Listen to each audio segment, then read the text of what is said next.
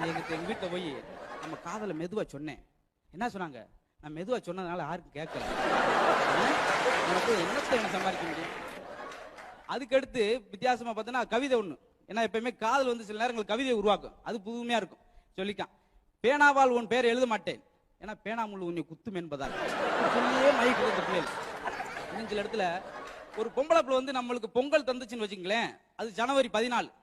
அதே பொம்பளை பிள்ளை அல்வா தருதுன்னா அது பிப்ரவரி 14. அவருக்கு அன்னைக்கு மொத்தமா எல்லாரும் கவுத்துட்டு போறது. இது முடியட்டும். இப்ப கல்யாணம் நடக்கும். கல்யாணம் நடக்கிறப்ப அது பொண்ணு வாக்காது. சில தரகர்லாம் வச்சுக்கிட்டு பொண்ணு. அன்னைக்கு ஒரு அம்மா போய் தரகர்ட்ட, என் பையனுக்கு 120 கிலோ 80 கிலோ வெயிட்ல கனமான பொண்ணா பாருங்க. நல்ல பையன் உங்க பையன், அது உனக்கு போய் 120 கிலோ வெயிட்ல குண்டா எதுக்கு பொண்ணை பாக்குறீங்க?